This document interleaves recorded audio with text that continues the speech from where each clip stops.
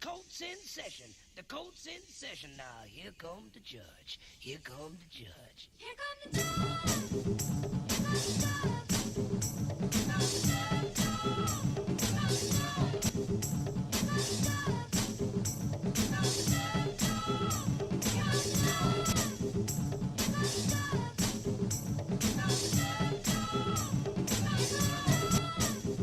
What's up, ladies and gentlemen, boys and girls, Jews and Gentiles, saints and sinners? I'm sitting here with none other than Dedra Davis, a judicial candidate for the 270th court right here in the state of Texas. And we're just going to jump into it. Thank y'all for taking the time to check out this video, as well as check out a lot of things that Ms. Davis has to offer, the insight and the information she has and the wealth of information she's going to be speaking on this evening. How you doing, Ms. Davis? I'm doing great. Thank you. Thank you for the opportunity to speak to your audience and to sit down and chat with you. How was that traffic? Just trying to get here. Actually, traffic was okay. It's a little rainy and a little cold, but traffic is okay. You made it through it. I made it through. I'm glad. Hey, I want to say to you on camera and to the audience, thank you for taking the time. I know you're very busy. I know you got a lot of balls and things that you're juggling and a lot of hats to wear. I really appreciate you for taking the time out of your busy schedule to come and talk and address the audience. Oh, it's my pleasure. My pleasure. Now, about your candidacy, what made you decide to want to run for the judge's seat? You know, I literally just got sick and tired of being sick and tired. For years, I've been an attorney for 21 years, and I was a civil litigation paralegal for 10 years prior to becoming an attorney. Even though I'm only 22, so don't do the math. Please don't do the math. You look good at 22. Oh yeah, I'm a good 20, and I just had a birthday, so I'm 20. I'm a new 22 again. Wow. But what's important is, people have always, during this 21-year journey, they've been asking me to run for judge because I do have a tendency. I'm consistently looking at both sides. I'm a certified mediator, and so you get very comfortable with hearing both sides, with trying to look at the pros and cons of a variety of situations and scenarios.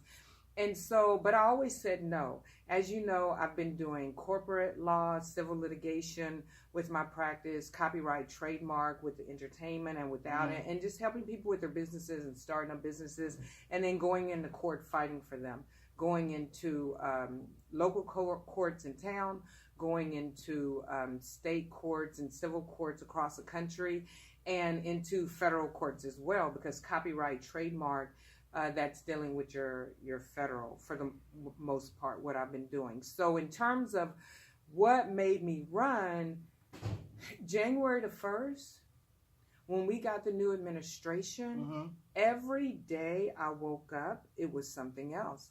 Every day.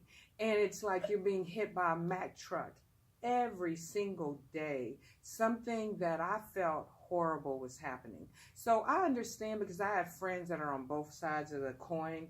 I have Democratic friends. I have Republican friends. My friends who are Democrats, we're all been devastated. We are having sleepless nights, tears, very upset about the things that have been happening that we feel have been hateful and mean-spirited and just not fair. I have Republican friends that are dancing a jig, that are very happy. So I understand that there's differences in ideologies. We all come from different experiences. But for Dedra Davis, every day was a chore. And I was having a difficult time with just turning on my phone. I stopped turning on the television, but turning on my telephone to just try to figure out what's next. And every day, this was happening on Monday. Well, Tuesday, it was something else. So people are marching. I'm posting stuff on Facebook over and over and over, because some people don't know everything hateful that was going on. But I really felt like I needed to do something. And so I was trying to think, well, what can I do? Well, my friends that don't look like me, they were going down to Austin. They were marching in the streets. But as you know, when we march in certain situations, we might have water hose on us. Wow. We might have dogs on us. We might get arrested. Where my friends that don't look like me, we could be standing together, and that friend the police will tell to leave, but they'll arrest me. Well, I don't want to be arrested. I don't want a dog or water hose or anything. So I would tell my friends, I'm not comfortable going out yelling and shouting and all that with you, because you're safe when you do that. I'm not, and that's the society that we're in. So I was still having a quandary what to do. So I started getting emails and messages from judges that are on the bench right now, and from a variety of people in the community, because we're in Harris County, and Harris County Democrats were trying to find experienced, qualified people that would be able to and be willing to make the sacrifices to do the job. So I was thinking, am I willing to give up my life and do this? Well, at the end of the day, my life was consisting of every day feeling helpless and feeling hopeless and not doing anything. I know that when you go vote, your vote does count, but everybody doesn't vote. So at least when the people who are in office, can you depend on them? Are they somebody who you think can do a good job? Well, who better than yourself? I was consistently hearing court rulings and not agreeing with everything.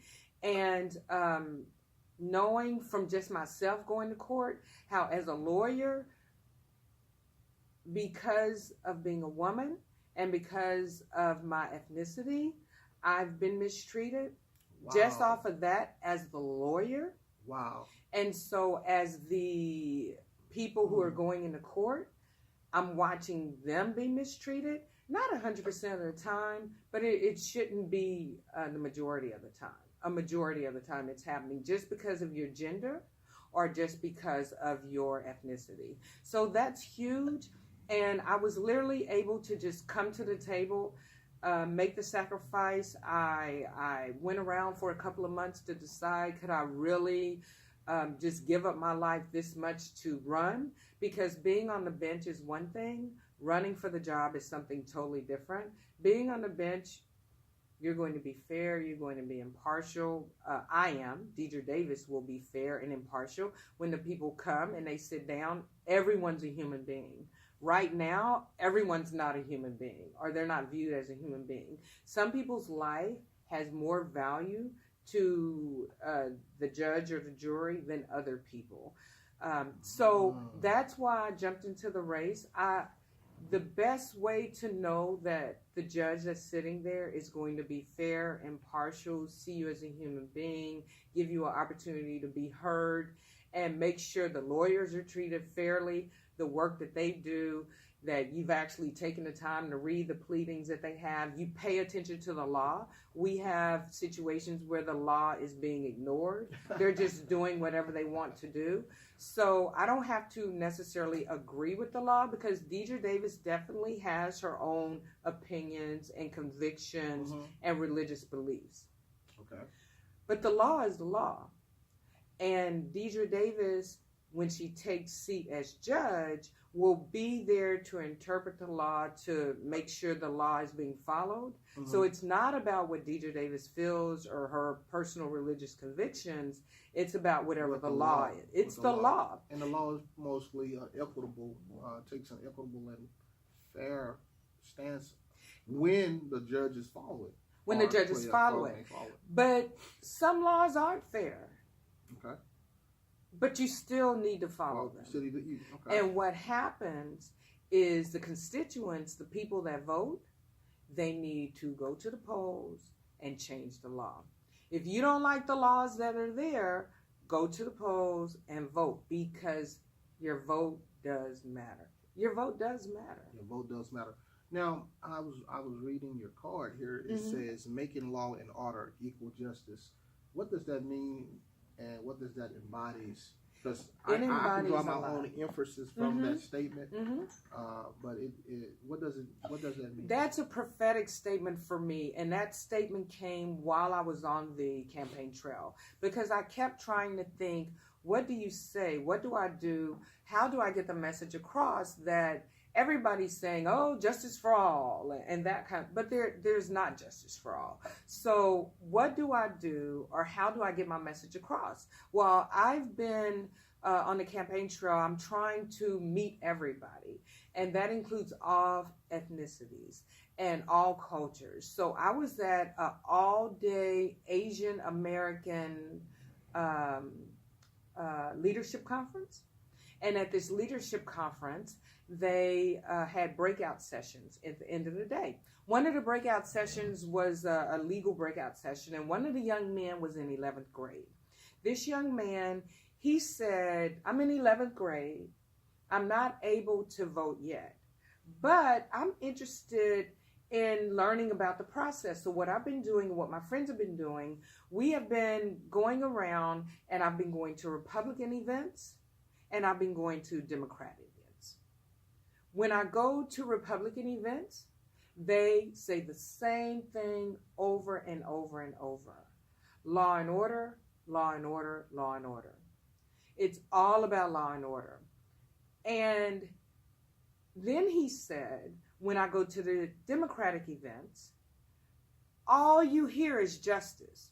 We need justice. Justice, we need justice.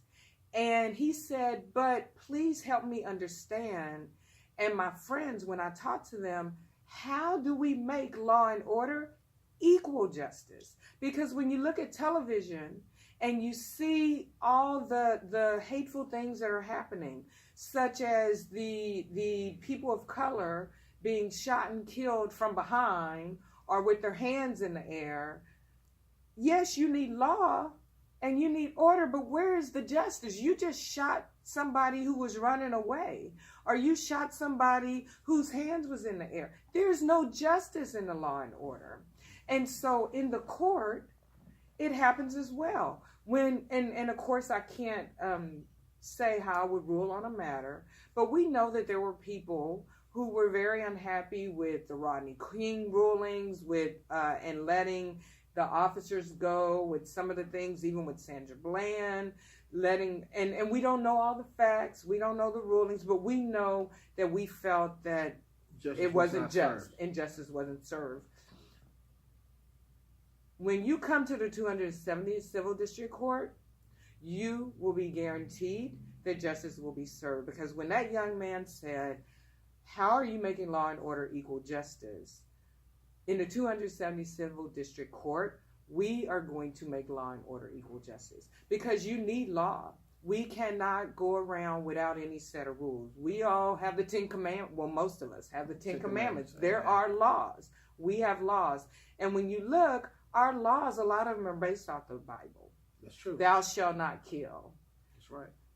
They're doing adultery. But, but there's some, a lot of them are based off the Bible. Amen. So we need laws, and we have to have order. Our police officers, most of them are doing a great job. We need them. We do need to take care and have rulings and people who understand that everybody's not good. And we do have some officers that aren't doing a good job. But the job is hard. I have relatives that are officers. I have people that are friends that I love that are officers. And we need police officers because we need order. So we do need law and order. I agree with them on that. But we must have justice. You cannot continue to treat people the way you do. I am a human being. Just because I'm a woman, I'm still a human being. Just because I'm of color, I'm still a human being. And I have a voice, and my voice needs to be heard. I need to make sure that the judge that's on that bench understands that the person that's sitting there has value. They have a voice. They matter. And when some people are saying all lives matter, that life is going to matter, no matter what color it is. Because right now, all lives don't matter. Some people just don't have value.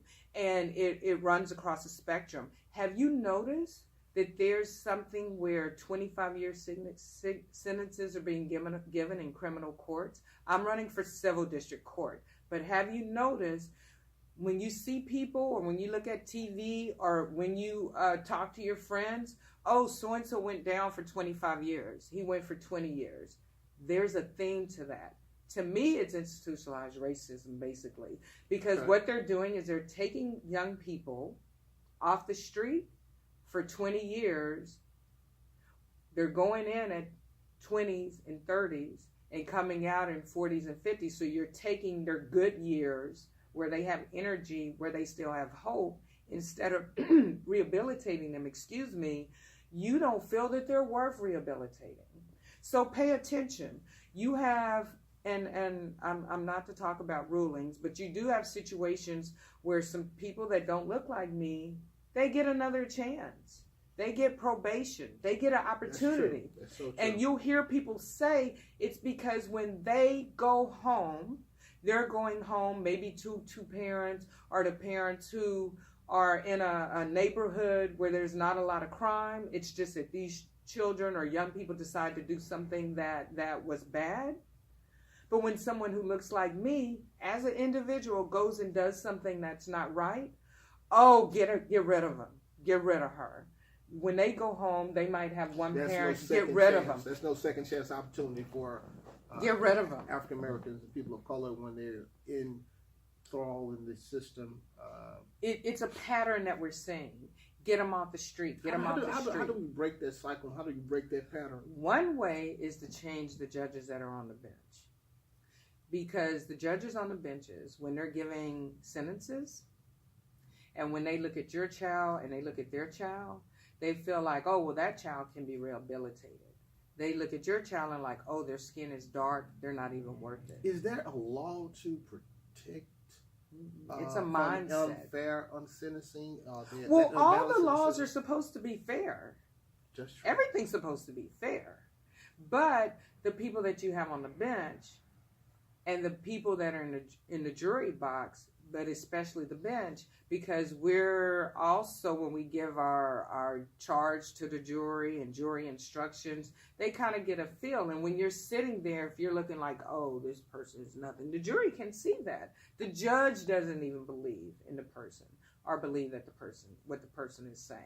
So it's very important to have balance on the bench. You're tough on crime when it comes to people of color, but not so tough on crime, or not tough at all when it comes to people that are of I think that there's link that in the sentencing. And not only do I think that we have a district attorney, Kim Ogg, that is telling you that there's issues. That's a disparate impact. She's telling you, and she's cleaning it up, working to clean it up, working as best as she can. She's trying, but she's just a district attorney who press charges. Mm-hmm.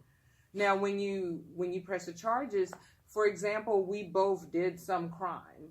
Well, we should get similar sentences if there's similar crimes and we're similarly situated, or at least we both have an opportunity to get a chance. We both might need to go to the penitentiary for the rest of our lives. Let's be clear. Everybody doesn't need to go home. Right. We both might need to go to the penitentiary and sit around for a while and figure out what we did. But then we might actually need a chance. My court is a civil court. Criminal is not what I'll be doing, but every day I walk outside, there's a chance, just because of how I look, I might be affected by someone vigilante in some criminal matter.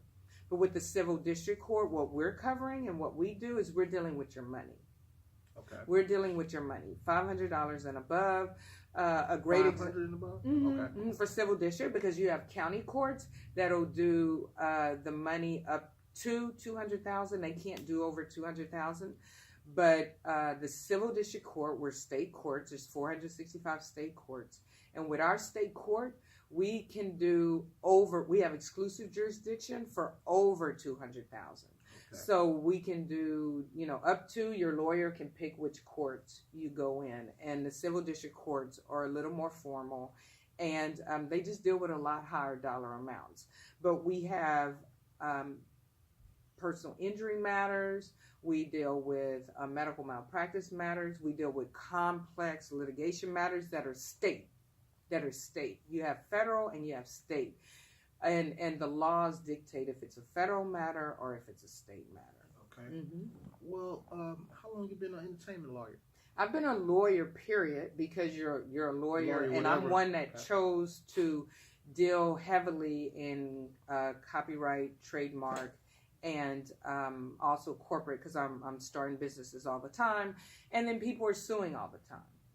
And I've been a lawyer for 21 years, but during that 10 years as a civil litigation paralegal, part of that was spent in Los Angeles working at entertainment and sports law firm. So I was doing one of the biggest matters that I ever did, worked on as a paralegal was they were in litigation, and it was Prince. And Prince, one of my favorite all-time artists. And Prince was the client, and I'm going through all his depositions, and I'm just like, oh my God. And when the matter ended, Prince signed it in purple ink. Yes, he signed in purple. And I was like, because, I had all the legal documents. So I'm looking and I'm like, he signed in purple ink. I am a Prince fan. Huh? Prince junkie. Wow. Oh my God, I love. And we miss him. We miss. Yes, Prince. we do. Really miss. Yes, we do. What you think about the Super Bowl tribute to Prince just happened the other day? Well, I wasn't watching. I was at the theater.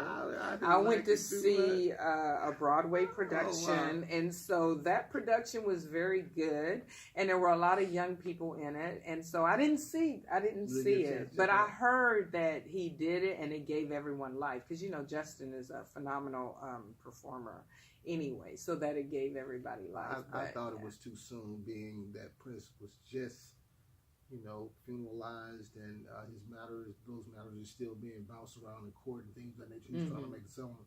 I thought it was a little bit contrived, and I thought maybe they should have got maybe Bruno Mars or some African American artist to do it versus. Well, Justin Timberlake. Wasn't it Justin Timberlake? Yeah, it was Justin Timberlake. I mean, I'm convinced that somewhere down his chain, because his hair is kind of fuzzy, so somewhere down, if you go look, I think we might find a little bit of something that somebody's not talking about. He got some soul. He has something, because that young man. He can say he did good. I was just hoping that it was probably.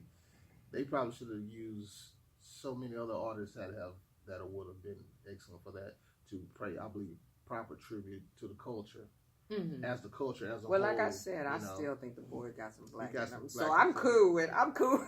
We're gonna give Justin Timberlake. I thought his hair is kind of fuzzy, and he's all into the culture, and so I don't know, but I didn't see it, so I don't know, but I do know that that's very important point when you're talking about music is doing covered tunes. I'm guessing he did some covers, and that's something that is allowed with copyright law.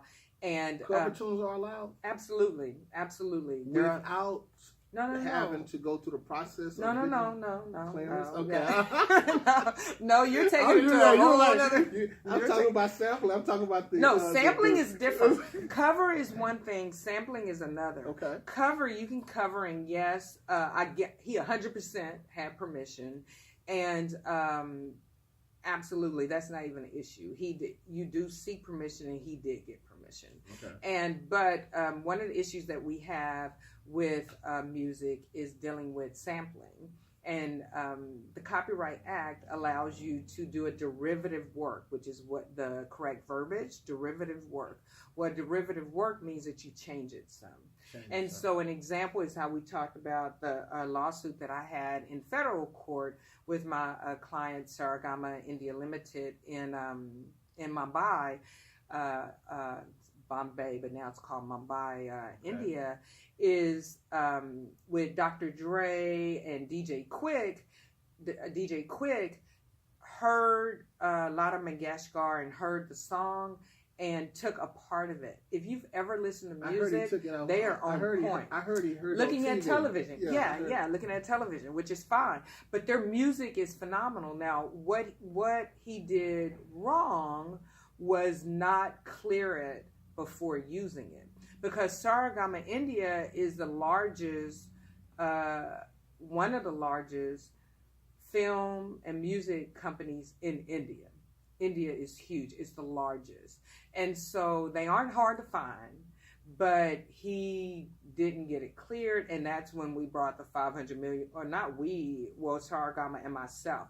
Because that's one thing you could be assured on the bench is I'm not afraid. The other thing, because I took it, they flew in from India and met with me, and I took it, and we fought. In the end, it moved to California. We had to hire some California lawyers because I could do pro hac vici, but not the whole time there. But Dedra Davis is the one that filed the suit, and Dedra Davis is the one that went in for the kill and went to fight. 500 million. Million. 500 million in federal court. Numbers. So I sued Dr. Dre, I sued DJ Quick, I sued the Truth Hurts lady, I can't remember her name right now. That's I sued name. Universal, That's and I sued the publishing companies. And it was on. It was on. So at least you know when I'm on the bench, You know how to take it to that I'm fearless. I'm fearless. The other thing that you know about me being fair and impartial, when I sued Dr. Dre, that hurt. I love me some Dre. I love Dr. Dre. I think he's a genius. And I love DJ Quick. But the law is the law, and it's not personal. It's business. And I had people who were friends with Dre, he'd be in the studio talking about that little bee in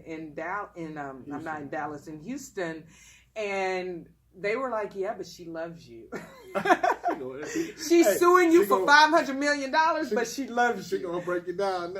She loves you." And even his lawyers were like, because, when I'm talking to him, I'm like, well, Dre is a genius. But I mean, because I'm suing you, but I love you, but this is business. And they were like, well, because, they don't look like me and they don't care anything about him. How did it wind up? They settled it because they were wrong and they knew they were wrong. But what they didn't bet on is that my client was a multi-million-dollar conglomeration.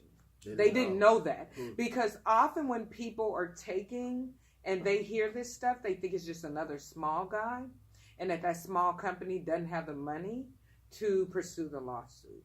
We had all kind of specialists. We had all kind of experts because they're a multi-million-dollar company, and there's actually a Universal India that's smaller than this company. This company is huge. Wow. They're a big company in India, so they had the money. And we fought because when they came down to meet me, the president came down to me. The president and CEO flew from India and brought me a gift to meet me.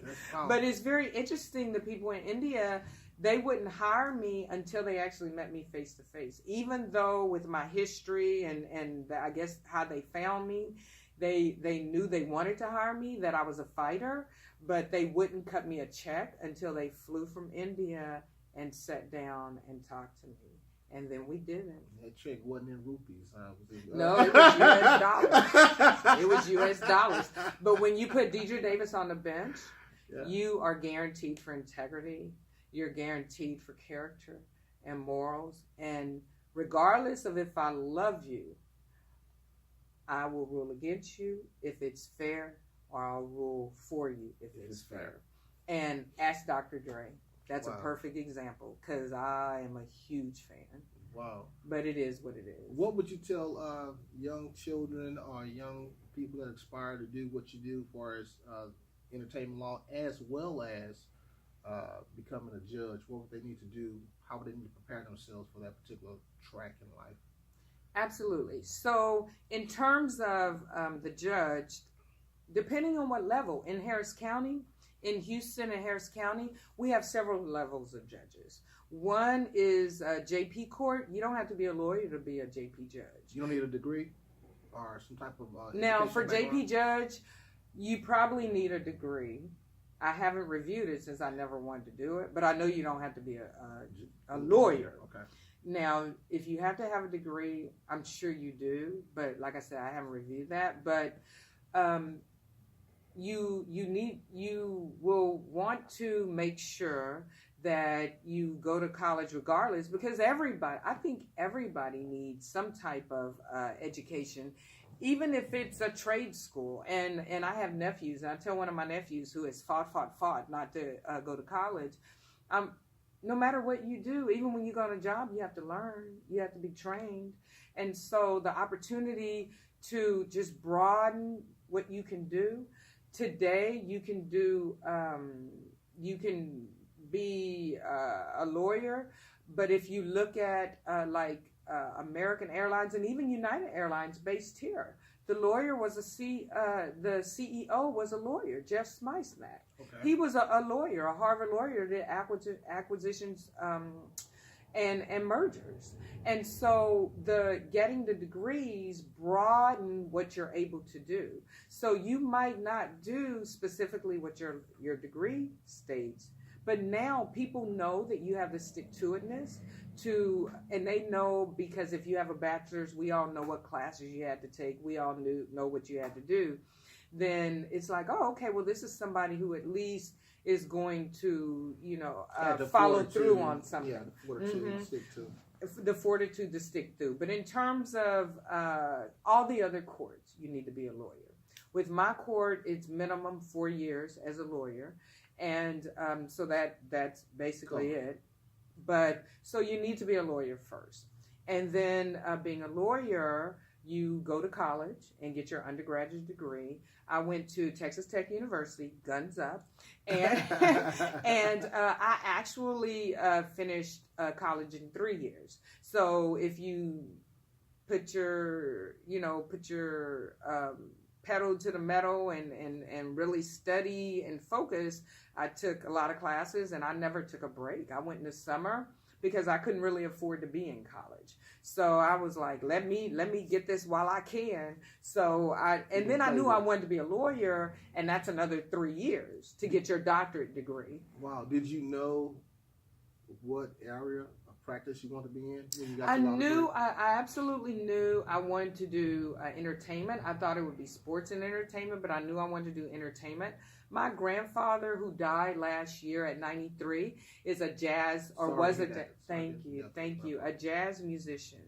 And he would come down from Cleveland, Ohio, and with his horn, and he played saxophone. He played that saxophone, but he always talked about how hard it was and how all his friends were being ripped off. David Fahad Newman, Miles Davis, all these are guys that he played with and during his time period, and he talked about how they literally were not getting the money that they should get. And I've always been an advocate. Even as a little girl, I was negotiating and debating for the people in the neighborhood. And so I was like, oh, I'll be there, I'll help you. I didn't know how. I didn't know about entertainment lawyer, but I knew that I wanted to help. And I wanted to make sure that when they were doing their contracts, that they would be treated fairly. And so in my head, that always stuck. At about 8, I knew I wanted to be a lawyer because, like I said, excuse me, I've always been fighting everybody's fights. And I have a sister that's 3 years older than me. And in high school, when she finally got to date at 16, I negotiated for her curfew. Because she was like, oh, let me stay. And so I come up and I'm like, no, she should be able to. And my mom, they would listen. Because it's like you have this little girl, because I was little in age and in size. Uh-huh. And I grew a lot in my 20s. And she's holding a clear, concise argument on why the older child should be able to stay out past midnight. So I got my sister's curfew extended to 2 o'clock. Look at God. Look at God's doing. Yeah. Oh, yeah. So back at a young age, I knew. So in terms of 8, I knew I wanted to be the lawyer. With my grandfather, I knew I wanted to help. But it was fabulous that I figured out through the years that you can have a synergy in being a lawyer and the helping the artist I was able to Well, bring I'll it share together. something with that's something what you doing your as a lawyer. That's something I always wanted to do as well. I got 1 year of law school up under me from Concord Law School out there in California, but I have 3 more years to finish. But I have been trying to bust through with that LSAT. That LSAT was kind of giving me a little headache, but Big headache. You think that one's bad? That's 6 hours on one day. It's rough. But law school trains you for the bar. That's 6 hours on 3 days, and it's amazing how you're like, oh, this is so tough. But each thing is preparing you for the next. It does. Well, I got my year under me, so I might. Yeah. But I was able to excel it well high in California with their particular way they have it structured. Texas, with the way the LSAT based colleges have it, it seems like that's been a hurdle for me to get into that though. But that's another thing. I deal with that. But you just have to do it. What I found with the LSAT, I'm a person who really likes to read, and reading comprehension is very important. So, like during the 3 months or before, read, because what happens is the more you read, the more you become comfortable with it, and the quicker you can read. What about the logic games? That's really what and then when you are actually studying for the exam, you're doing practice questions. And so the reading, you're just preparing yourself for being able to read and answer, but the logic, you seriously just sit and work through the questions. Okay. When is early voting so voters can know about the early voters so they can make sure that they get in and go vote? Absolutely. And the ballot is long. So early voting starts February 20th, but I am begging people to not wait until the regular voting period. Go to early voting, because when you go to early voting, you can go to any poll anywhere in the city. And the rules are not as stringent as it is during early voting period as it would be for the regular voting, as far as ID is concerned and things of that nature. It is, but all you need is your ID. Okay. I mean, the rules are strict, but all you need is your ID. That's all. But you can go anywhere. Okay. And because you can go anywhere, and it's spread out over time between the 20th and March 3rd, it's not crowded. So I'm begging people to go on February 20th. Make that your day that you say this is election day. February 20th. Make that your election day. For election day. And you can go anywhere. I'll be February 20th. I'm going to take you up on that challenge. I'll most definitely be out early voting. And I'll be looking at the 270th district. Civil District Court. Dedra Davis. I'm going to be bubbling in that. Thank you. And it's really important because we have a primary. In Texas, we're 2-tiered. So we have a primary. Everyone who's Democrat will vote in the Democratic primary on March 6th, but early vote and go February 20th to March 3rd. But get it out the way as much as you can on the 20th. The polls are 7 to 7, and you can go anywhere between February 20th and March 3rd.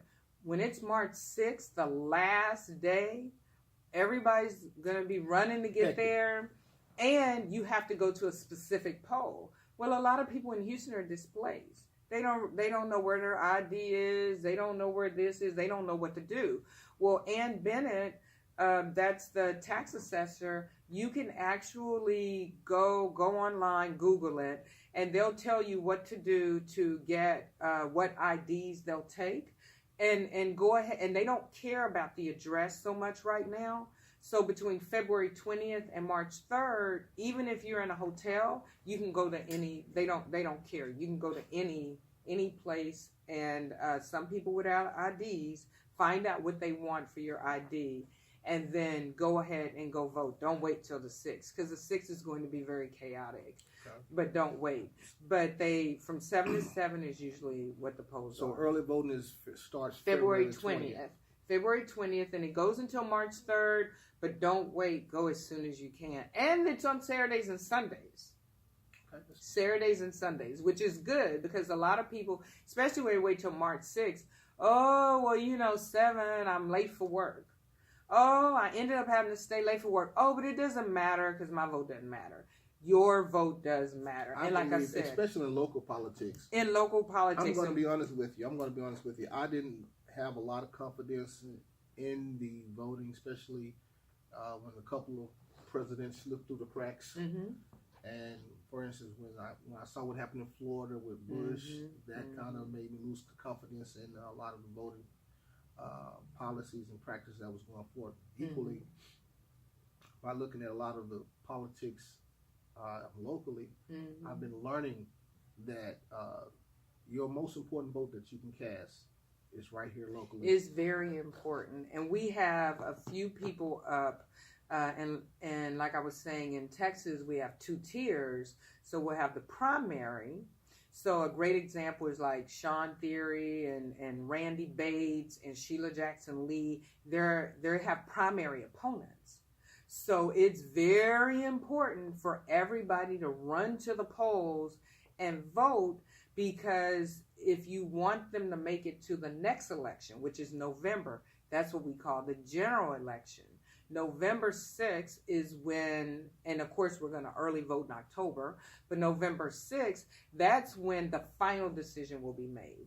The governor final decision, the Congress people final decision. And one of the problems we've been having with Congress right now, while Sheila Jackson Lee and Al Green are not able to get a lot done, is because the Democrats are the minority. So when you need a 51-49 vote, the Democrats, they're nowhere near. They can never win because we don't have enough in there. But in 2018, we can make a difference. The Texas legislature, we have Ron Reynolds coming up for re-election, and he has a primary opponent. And so in the primary, it's so important to go, because then you can decide between the Democrats who you want in that office. Then we go against a Republican. When you go against a Republican, it's a whole nother ball of wax. With the judges, the Republicans are doing $1,000 fundraisers. Democrats, we're doing $20, $25, which means they get the message out more. But we're getting the message out. Fought the lie. David fought the lie and won. So the giant may look, or the obstacle may look insurmountable, but Goliath did fall. Absolutely. And so what we do is we have to do a lot of what they call grassroots, coming to the TV stations. We need everybody to be online, on social media, forwarding information. I have Dedra Davis for Judge as my Facebook. I have Dedra Davis for Judge as my Instagram. I have Dedra Davis for Judge as LinkedIn. And I have Dedra Davis Wins, because we're winners, Dedra Davis Wins for Twitter. Anytime you see any kind of post, when you forward it to your friends or share it, that's giving more of an audience. And that's helping bridge the gap between us collecting $20 and them collecting $1,000. Wow. Well, I want to do whatever I can within my power, within my scope of influence, to help inspire people to vote, because I feel that vote is important. Our forefathers bled and died for the right to vote. Yes, they did. And I don't think that we need to allow that to, the importance of it, to just be a null. Because I would be the first to say I wasn't encouraged by a lot of the practices that we see, a lot of things that you made mention to. That's what discourage a voter. But with persons like yourself, with the energy and fortitude that you're speaking about, that's motivation. And I believe that's why your message needs to be blasted out via email, blasted out via TV, being broadcast, being on radio, be it billboard, whatever, so people can know that message.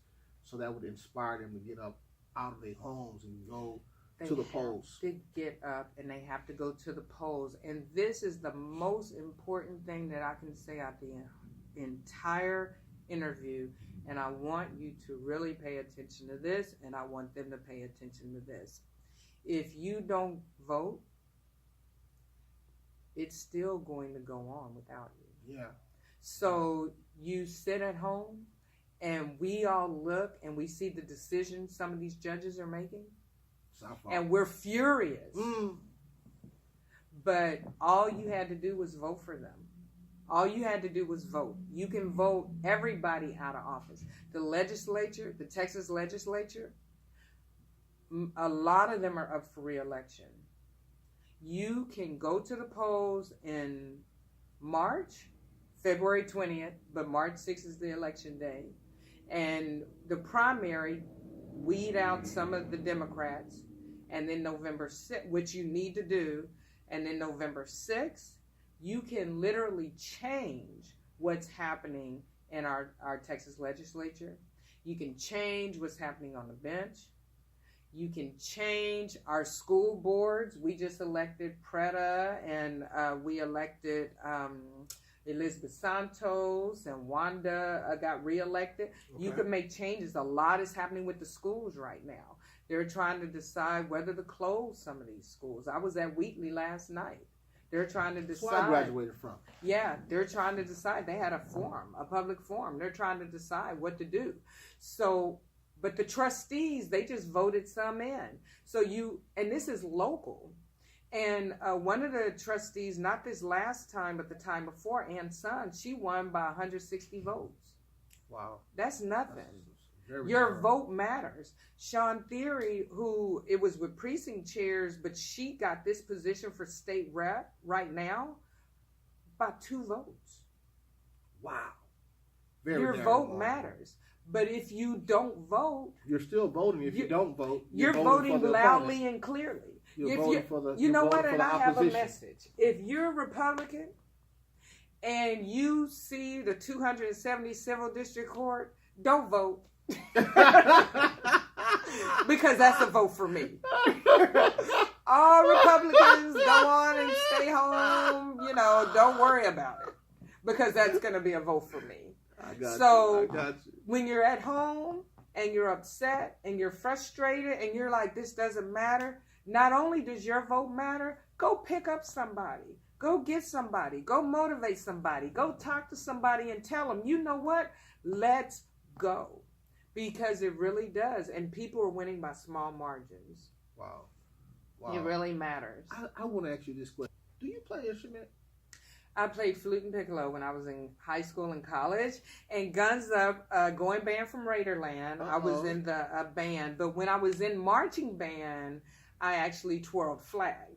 But then I was in the band for basketball, and we were a jazz band. And we were called flute and piccolo. Okay. So in college, they want you to do more with piccolo a piccolo. Snare? No, piccolo. Mm-hmm. Piccolo.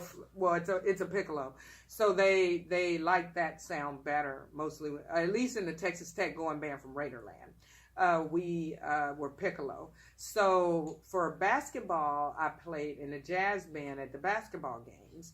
And then we have an orchestra, and I played piccolo in the orchestra. So I did. But today, do I remember any of the notes or whatever? I haven't been playing. I haven't picked up. I went behind the scenes. Okay, he's like, keep hope alive. Well, don't hand me a flute or a piccolo, but I will handle your contract. And if somebody did you wrong, I will go to court and represent you, and we will win.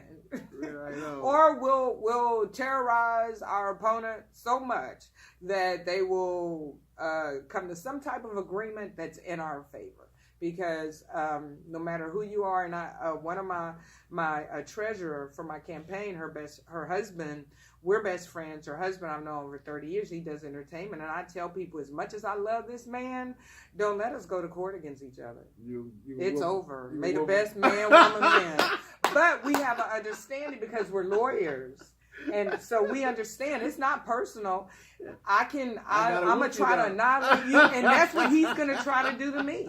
And it's just research. One of my mentors, a great guy, Warren Muhammad, we were doing a matter against each other early, I guess about 18 years ago, early in my career. And, he mentors you and teaches you or whatever. And we were doing a contract, and he turned in the last part or whatever, and I said, and I started not to read it because it was him, and I said, oh, we've gone through this and this is it, and I'm like, no, because I'm a really thorough person, plus I like to read. So I went and I read it and found that because some lawyers, everyone doesn't want to do the work, and this is for the bench also. All the judges aren't reading everything. They're not all wanting to do the work. But I love to read, so I'm reading everything that comes up. Plus, it's important. So all the margins were matching. But because I read, I saw that something was changed. And I called him and I said, now you know all the margins were matching. So anybody else would have let that pass. But I read and I saw that you made a change. You're my mentor. And he said, well, I guess I taught you well. Yes, you did. Because I read everything. You gotta read. Yeah. Study to show that self-approval. And he would have gotten over or whatever because it was written in the little writing. He was able to take that that I took detail, the time. take that truth, and use it for your good. Well, and you know what? It's character integrity. My clients paid me. They paid me to do a good job. They paid me to read it, and they paid me to make sure that they had the best.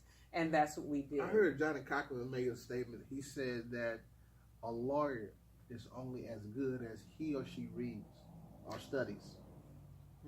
That's a true statement. You feel that's Absolutely. a true oxygen? Absolutely. And that was a perfect example because some people will tell you, oh, you could just look at the margins. If it's the same word and the same, then you don't have to worry about reading all the inside. That's a trick I learned.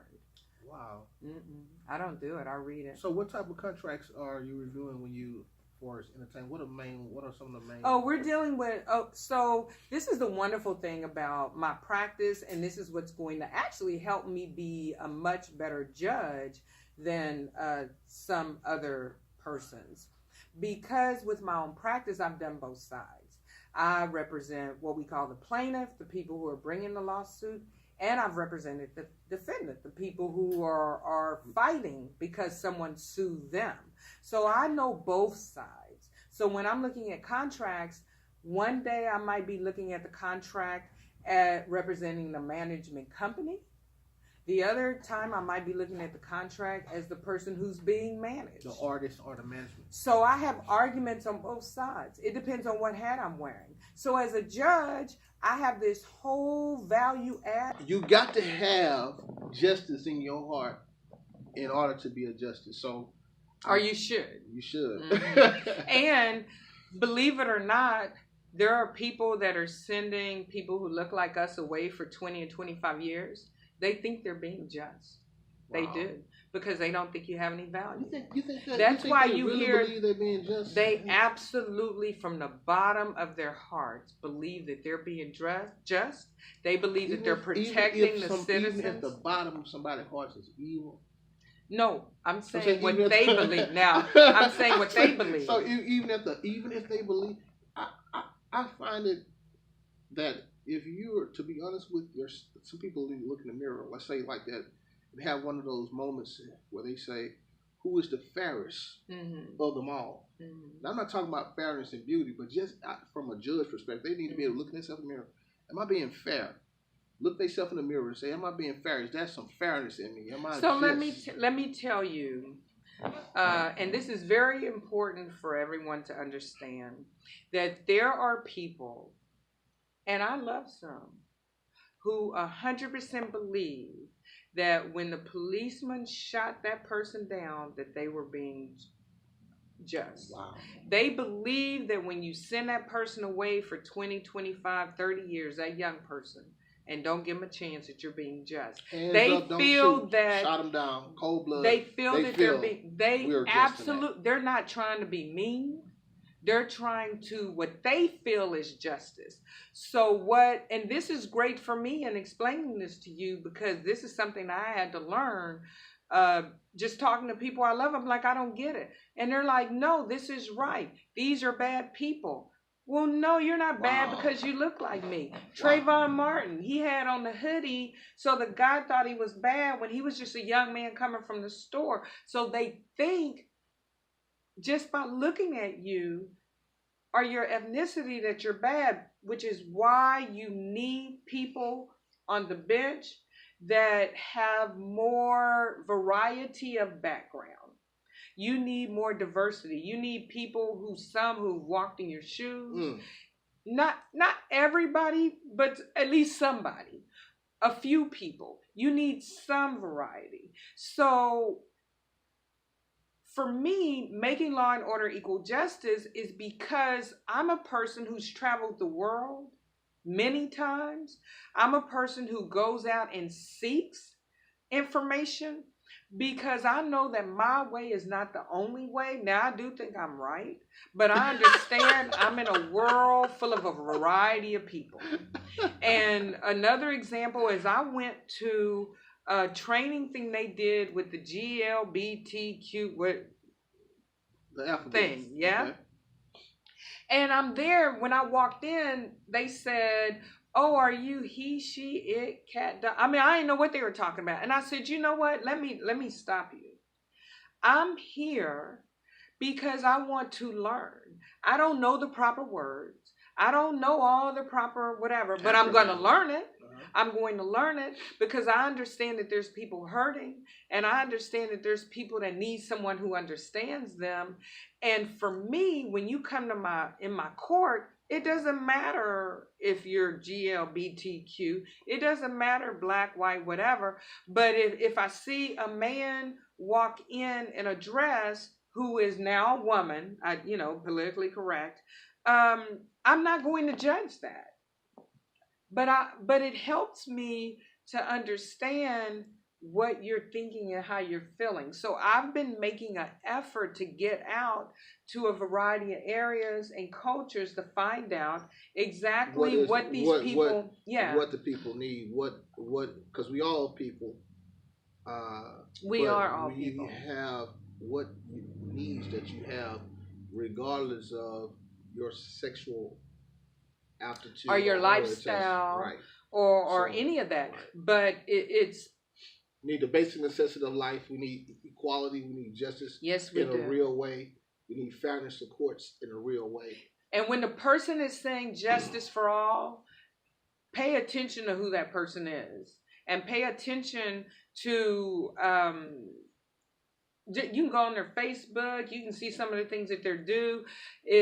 Everybody look alike. Because to them, justice might mean we get to not be bothered by you. Yeah. Remember, justice for some people is build a wall. Wow. For some people, it's build a wall. But that wall is only for some brown people that are walking across. That wall isn't for the people, how that man who's in the White House said, we want people, what did he say? Ireland, Scotland, Norway. He said it's okay if they come.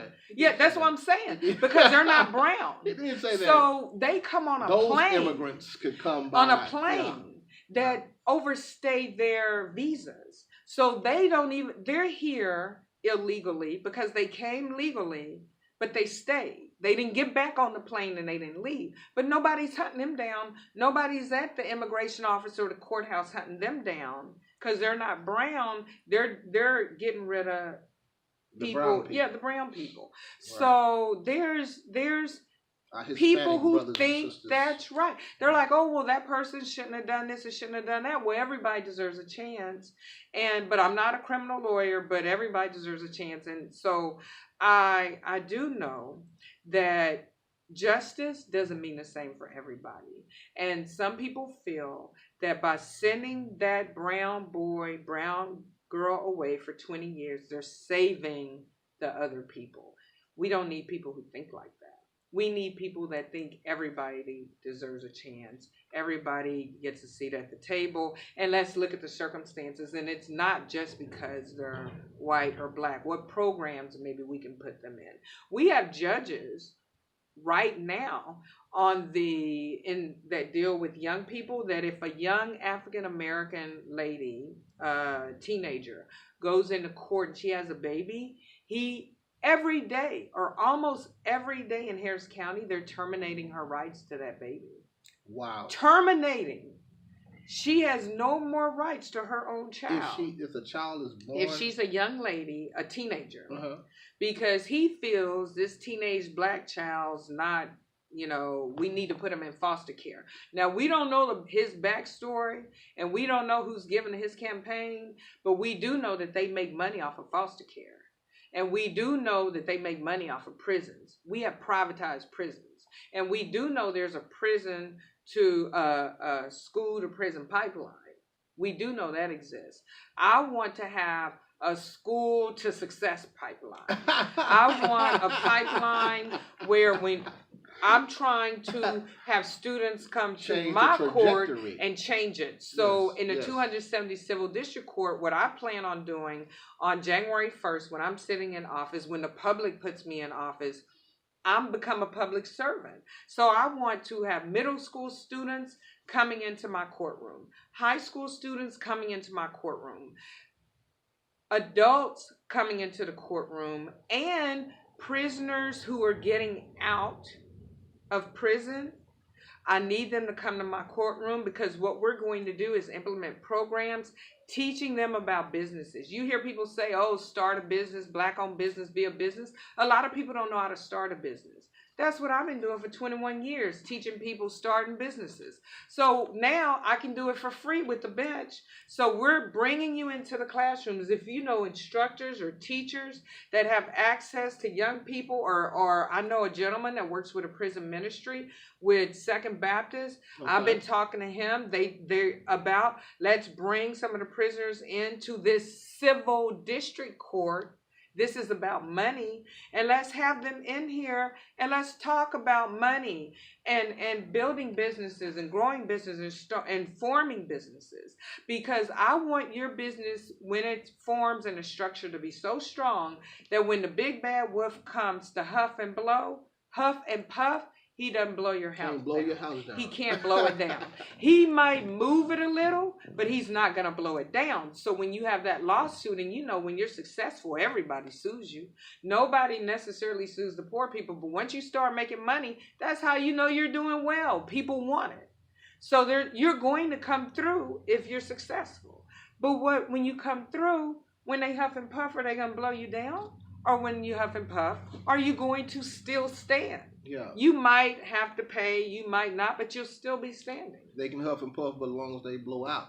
Yes. That's what you want. Yes. The big bad wolf, you can blow, but you're going to blow out. Absolutely. Absolutely. So, DedraDavisForJudge.com, I have the website. We absolutely need campaign contributions. The $20, the $5, the $10, we're taking them because they add up. It helps.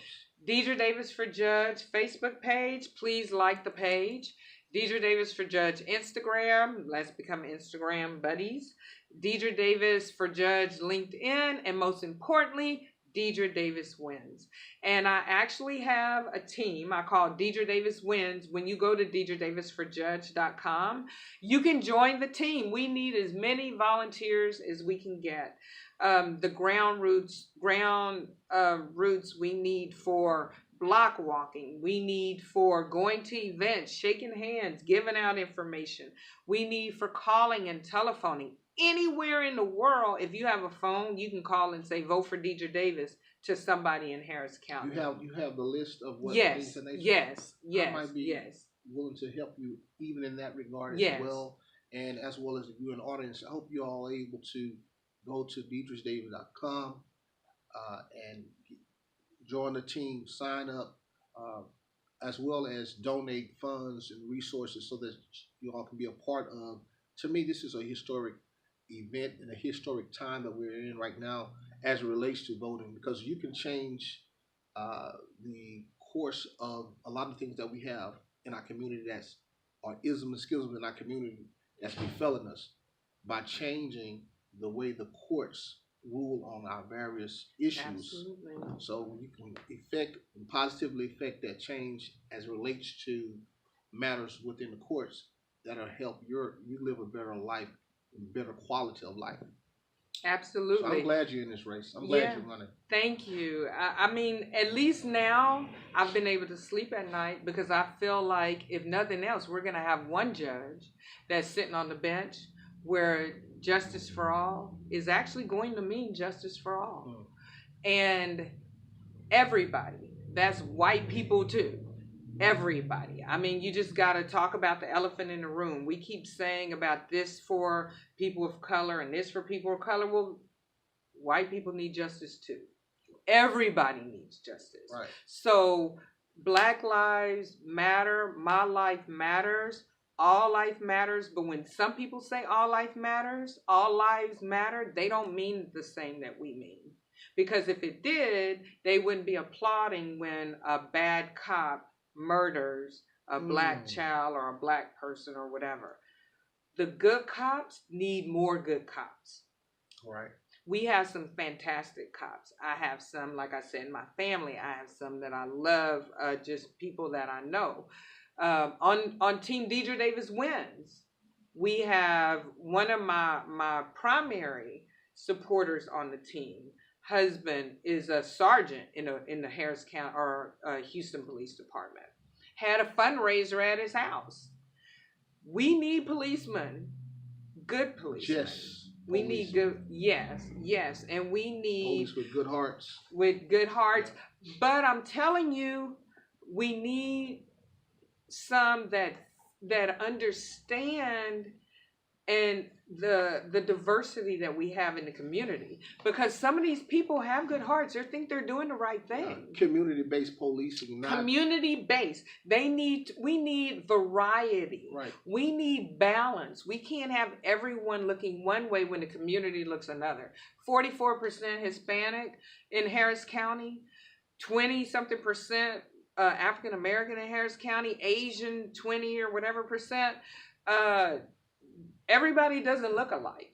So why would the entire bench look alike? If you go down there right now, short of 2016, because we got a little color in 2016 and diversity, some women of color, sexual orientation happened in 2016. But before that, it's tough. And we need community-based policing versus community-based predators.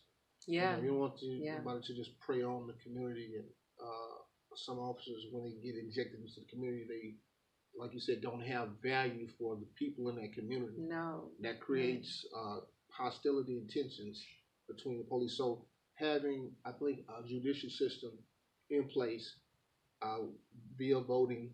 Judges matter. Voting during February 20th.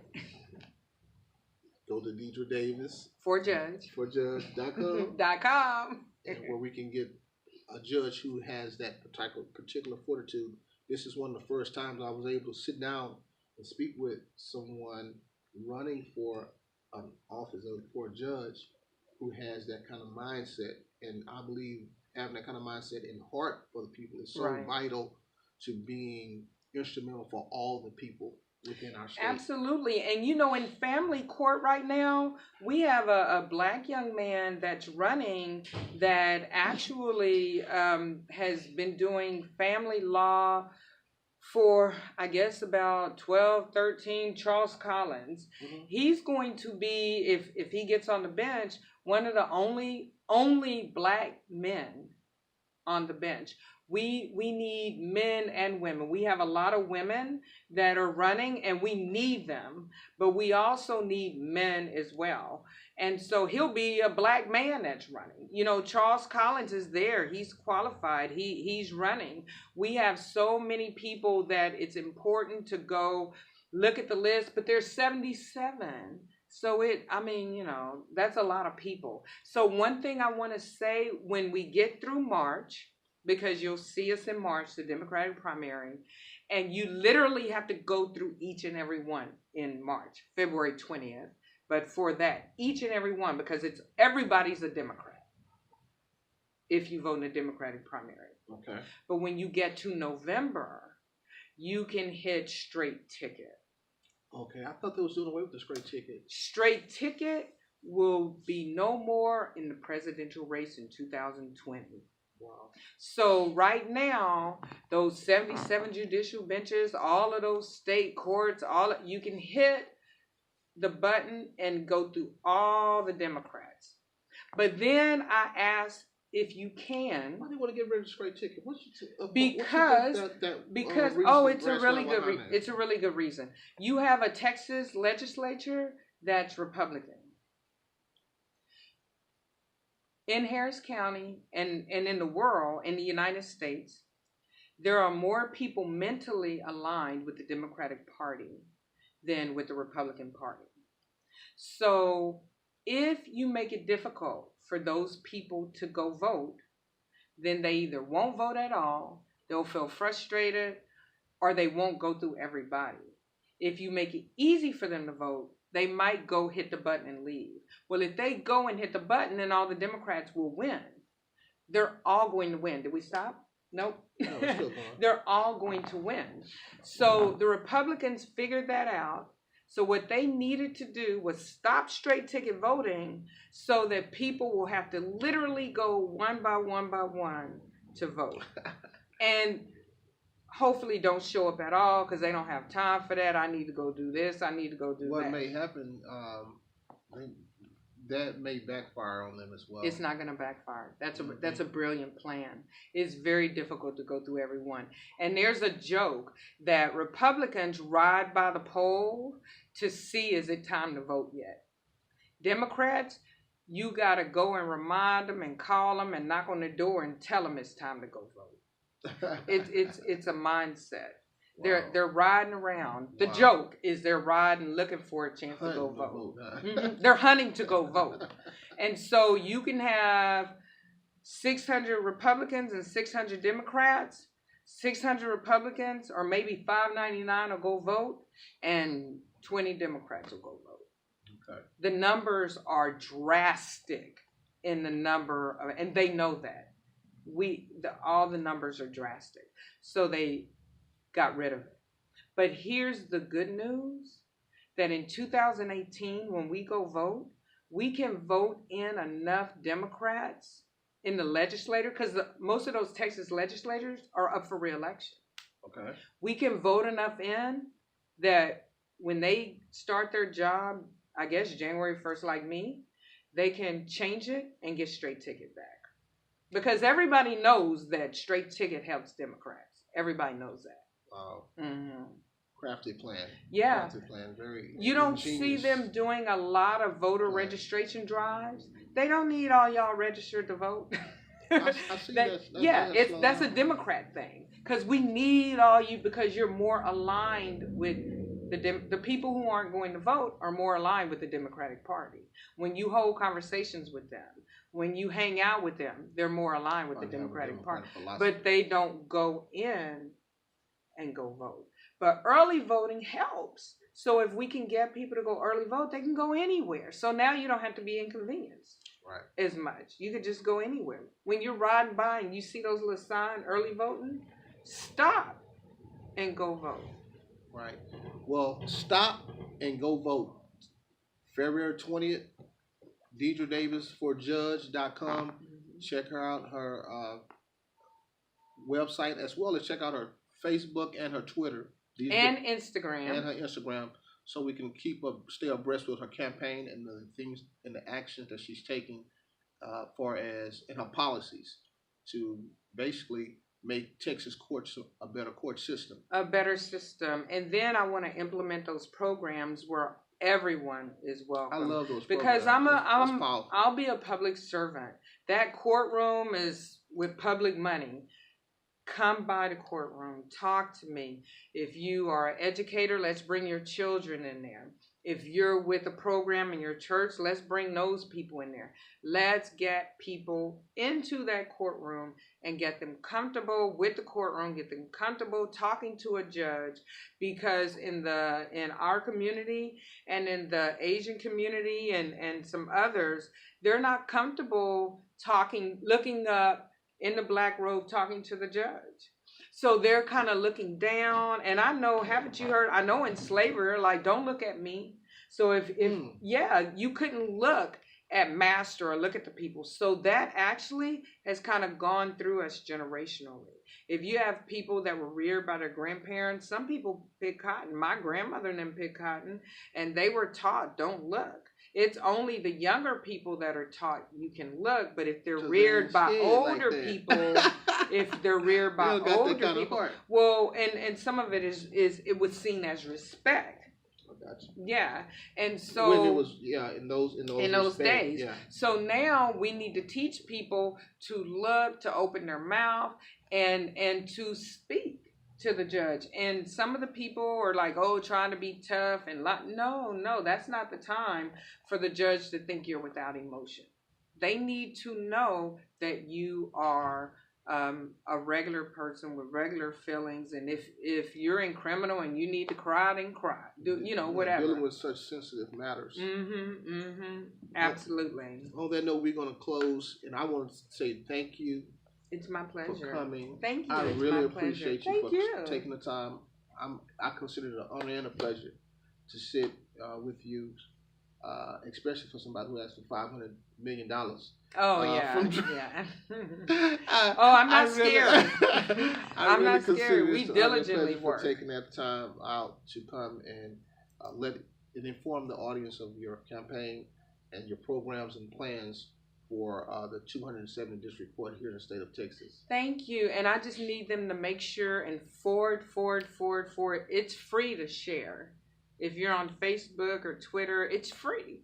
And it doesn't take much time. If you can just share the information, that would help. That makes up the difference between $20 and $1,000 because It's just getting the word out. We have 4 to 6 million people in Harris County, and it's getting the word out.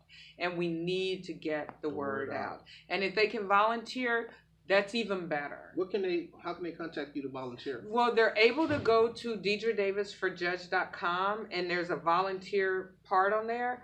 My law office, which is becoming a campaign office, that phone number is 713-981-3861. Repeat it one more time so make sure they get it. 713-981-3861. But Dedra Davis for Judge, you spell it D-E-D. There's 2 D's as in delightful and darling. DedraDavis for Judge. Dedra Davis for Judge. But there's a little form where you can fill out. But we need as many as possible. Today, I have events all today. So if you're a social person and you like going out and meeting people, we're constantly, meeting at events and talking to people, we're doing that. If you don't want to be bothered, you want to be inside stapling something, we have that, where you're just sitting and doing. If you don't want to travel, you want to stay at home and get on your phone and call people, we have that. I can email you. So I have people in DC doing my spreadsheets for me. And so people all over the United States are able to help in the campaign. It's not just Houston. So if you have people that want to see a Democrat in office, but a Democrat who is going to be fair to Republicans and Democrats. If you want to see someone in office that is going to see each person as a human being. It's not a man or a woman. It's not black, white, Indian chief. It's not sexual orientation. It's just a human being that has a voice. Right. But you want someone in office who also understands that people do have differences. So what if you're talking to me and you're Asian or African American and you're looking down? I should not automatically think you're lying because you're not looking at me. When I was in college, and it's a phenomenal college, like I said, guns up. In the books, they teach you that interpersonal communication, you can tell if a person's lying if they don't look you in the eye. Well, a lot of these people that don't have any other experiences, they don't go home with people like me. They aren't going out and visiting a variety of communities, or maybe they just think that their way is the right way. I mean, like the man in the White House, he said he doesn't need to go to briefings. He knows everything. Well, you have men in Houston or people in Houston on the bench who feel that way. So you need someone who understands that this is a human being, but maybe they're not looking at me because they're shy or culturally, or this is their way of showing respect. So you need someone who has some level of compassion and understands that everyone's not 100% the same. We're all people, but we do have differences. And take that into consideration. Don't just automatically think you're lying because you're not looking at me. Well said. And looking up or talking or mumbling, or I think you're lying. No, we have to work through that. You need someone who's willing to work through that. Get through it. Through that issue. On that note, thank y'all for taking your time. Thank you. And again, thank you. Thank you. Attorney Thank you. Davis. Dedra Davis wins. That's my hashtag. Dedra Davis wins. Let's make it possible. It's possible. So let's make that possibility a reality. 2018, Absolutely. Dedra Davis wins.